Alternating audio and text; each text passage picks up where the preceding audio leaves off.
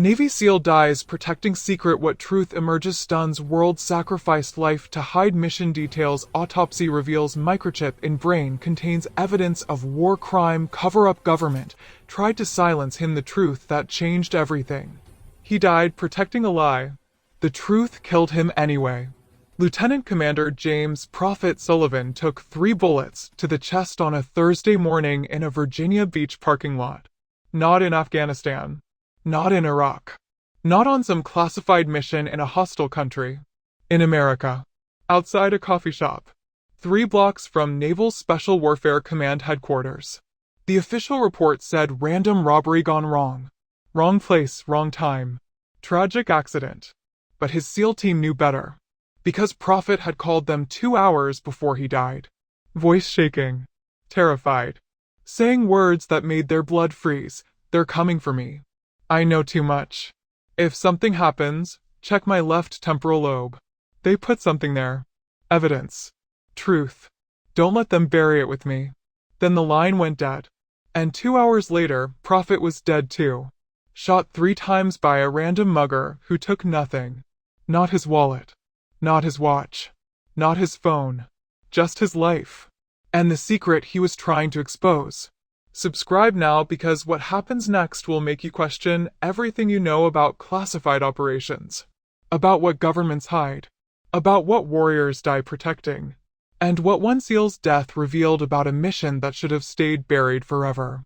This isn't a heroic war story. This is a conspiracy. This is a cover-up. This is the truth that cost Prophet everything. The autopsy was supposed to be routine. Gunshot wounds. Cause of death. Toxicology. Standard procedure for any homicide victim. But Chief Petty Officer Marcus Webb, Prophet's swim buddy, his brother, his friend, had heard those final words. Check my left temporal lobe. Marcus knew Prophet wasn't paranoid. Wasn't crazy. Was the most rational, calm, analytical operator Marcus had ever known.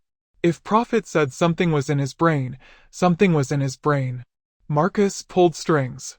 Called in favors. Got himself assigned to witness the autopsy. The medical examiner, Dr. Sarah Chin, was professional. Methodical. She documented the gunshot wounds. 3 entry points. Chest. Heart. Lungs. Fatal. She was about to close when Marcus stopped her. Check his head, Marcus said. Left temporal lobe. Please. Dr. Chin looked at him confused. The bullets didn't hit his head. There's no trauma there. Marcus's voice was urgent. Desperate. I know. But he told me to check. Right before he died. Said they put something there. Said it was evidence. Please. Just look. Dr. Chen hesitated. This was irregular. Unnecessary. But something in Marcus's eyes made her agree. She made an incision. Opened the skull. Examined the brain. And found something that shouldn't exist. A microchip. Embedded in the left temporal lobe. Surgical precision. Professional installation. Not an accident. Not natural. Deliberately placed. Dr. Chen's hands started shaking. What is this? She whispered. Marcus felt his blood turn to ice. Prophet had been telling the truth. They had put something in his brain. But who? When? And why?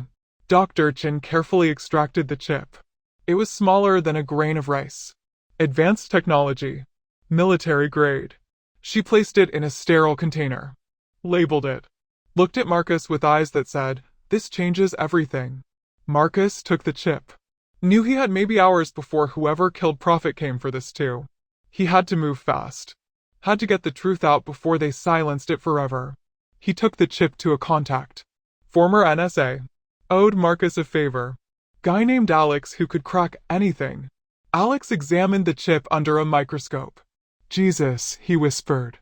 This is DARPA-level tech. Neural interface. Direct brain recording. Whoever made this wanted to record everything Prophet saw, heard, experienced.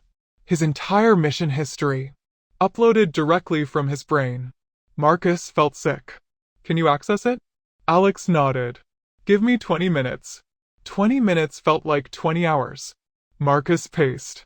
Texted Prophet's wife Rachel. Cryptic message, don't trust anyone official. Stay hidden. We'll explain soon. Rachel responded immediately. What's happening? They came to the house. Asked questions. Said James was involved in something. They searched everything. Marcus's heart sank. They were cleaning up.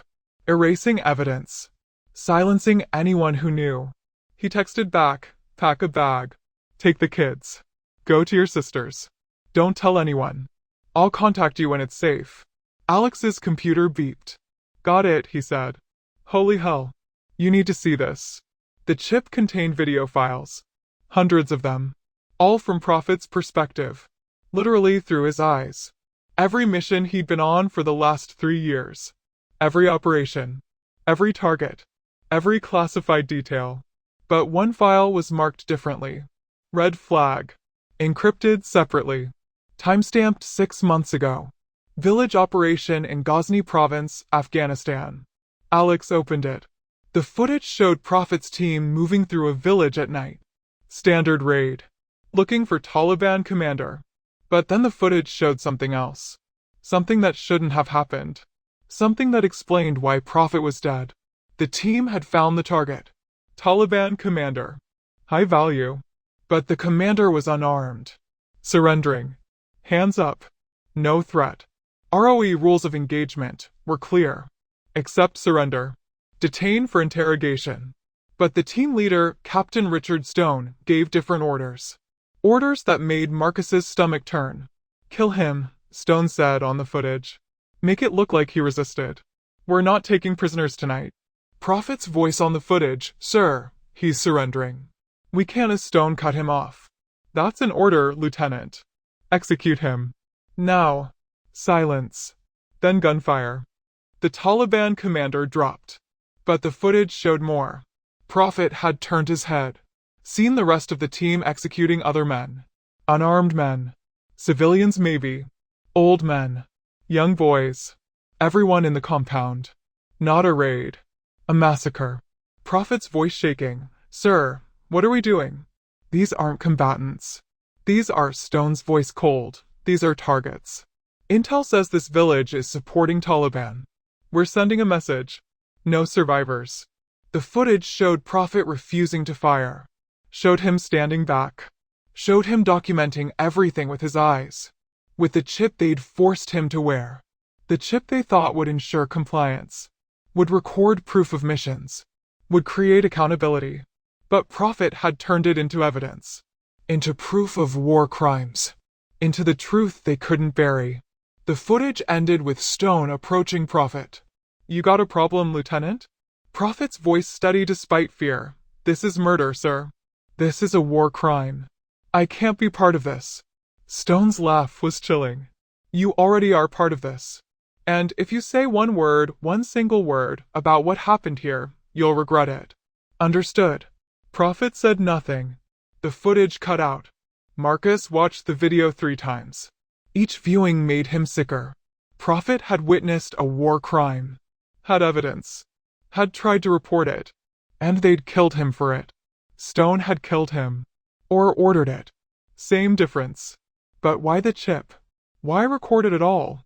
Alex had the answer. This was an experimental program, he explained.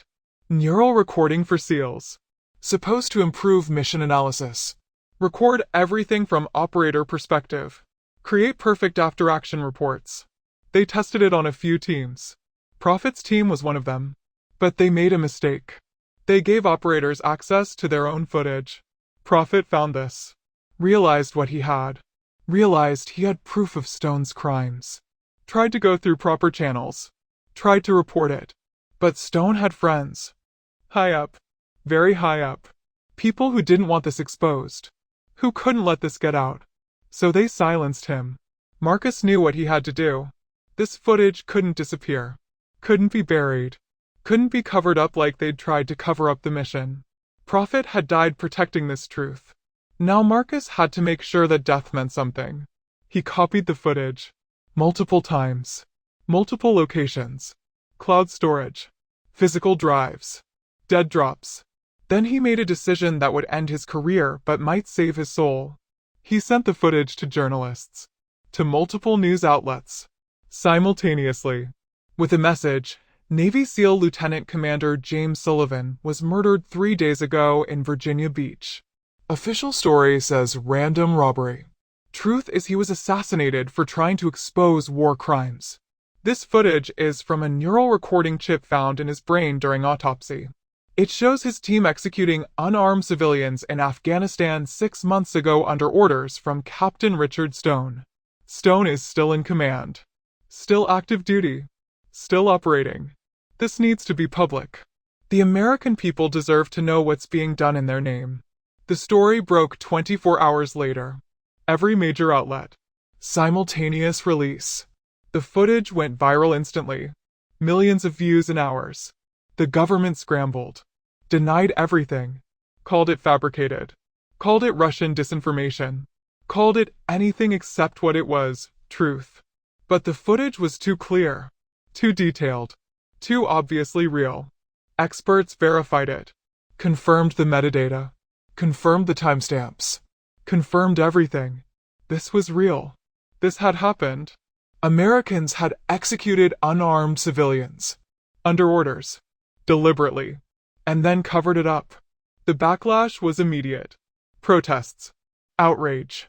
Demands for accountability. Congress launched investigations. Military tribunals convened. Captain Stone was arrested. Charged with war crimes. Charged with murder. Charged with conspiracy. His chain of command was investigated. Officers were relieved. Careers ended.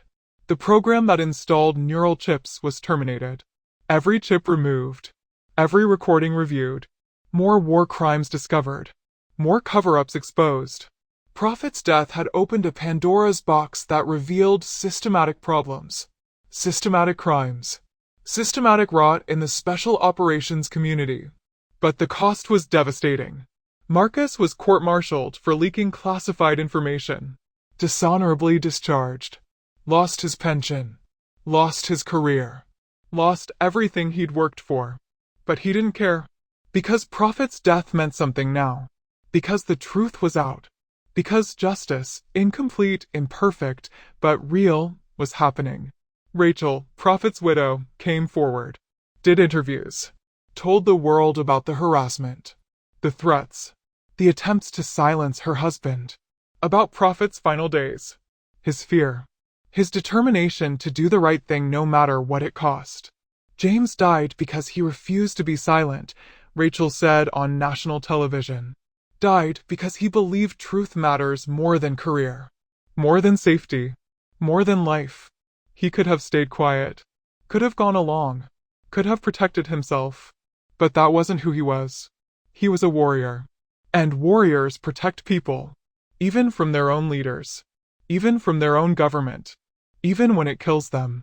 The military community split. Some called Prophet a traitor. Said he'd violated operational security. Said he'd endangered his team. Said he deserved what he got. Others called him a hero. Said he'd exposed evil. Said he'd done what warriors are supposed to do, protect innocents. Said his death was murder and his killers should hang. The divide was deep. Painful. Necessary. Because it forced a conversation that should have happened years ago. About what warriors owe. About what honor means. About what happens when following orders means committing atrocities. Prophet had forced that conversation.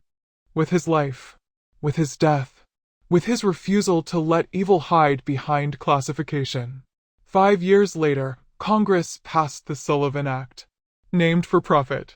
Required independent oversight of all special operations. Required recording and review of all missions. Required protection for whistleblowers. Required accountability. Prophet's death had changed policy.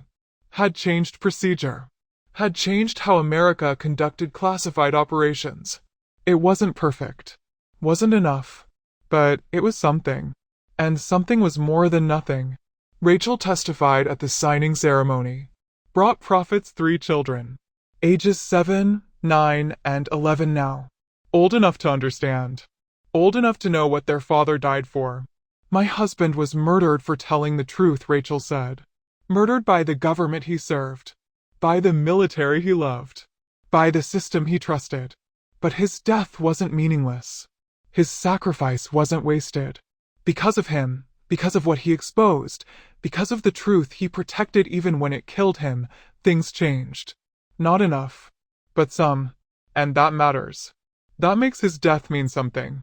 That makes his sacrifice count. The children stood beside her. Prophet's oldest, his daughter Emma, spoke too. I was 6 when they killed my dad. I didn't understand. Didn't know why. Didn't know what he died for. Now I'm 11. Now I understand. Daddy died because bad people wanted to hide bad things. And Daddy wouldn't let them. Daddy said truth matters. Said right and wrong matter. Said protecting innocent people matters more than anything. Even more than coming home to us. I'm mad at him for that. Mad he chose truth over me. But I'm also proud. Because he taught me something important. That doing the right thing costs. Sometimes costs everything. But you do it anyway. Because that's what heroes do. That's what warriors do. That's what my daddy did. The world watched. The truth Prophet died protecting was finally out. Fully out. Completely out. And it had changed everything. Changed policy. Changed procedure. Changed understanding. Changed what Americans knew about what was done in their name. Stone was in prison. Life sentence. No parole. His accomplices were punished. His enablers were removed. The rot was exposed. Cut out. Prevented from spreading further. Marcus watched the ceremony from home. Disgraced. Discharged. But satisfied. He'd done what Prophet asked. Protected the truth. Made sure it got out. Made sure Prophet's death meant something. Cost him everything. But some things are worth everything. Truth is one of them. If this story changed how you see classified operations, military accountability, what warriors owe beyond following orders, subscribe now. Share this with someone who thinks truth is dangerous. Who thinks whistleblowers are traitors. Who thinks loyalty means silence. Because Prophet proved otherwise. Proved truth matters more than loyalty. More than career. More than orders. More than life. He died protecting a secret. But the secret was evidence of evil. And revealing evil is never betrayal. It's duty. It's honor. It's what warriors are supposed to do. Protect people from harm. Even when the harm comes from within. Even when exposing it costs everything. Even when truth kills you. Find your truth. Find what you'd die protecting. Find what matters more than silence. Then protect it. Expose it. Share it. Like Prophet did. Like Marcus did. Like Rachel and Emma are doing. Because truth protected is justice delayed. Truth exposed is justice possible. Truth that costs everything is truth worth dying for. That's the lesson. That's what Prophet taught. That's what his death proved. Some secrets shouldn't be kept. Some lies shouldn't be protected. Some truths are worth dying for. Always. Prophet found his truth. Protected it until death. Then death revealed it anyway. And the world changed because one warrior refused to be silent. Be that warrior. Speak your truth. Protect what matters. Even when it costs everything.